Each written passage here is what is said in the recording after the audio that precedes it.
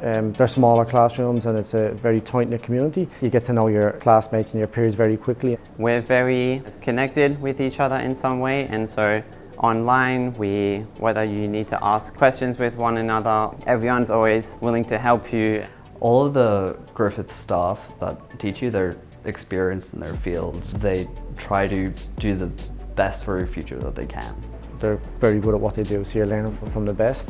They understand their academics, they've come through the same system, they know what you need to learn and how to help you. The course that they offer, it opens a lot of opportunities for me. Right now, I'm working with my mentor to collaborate with Healthcare Logic.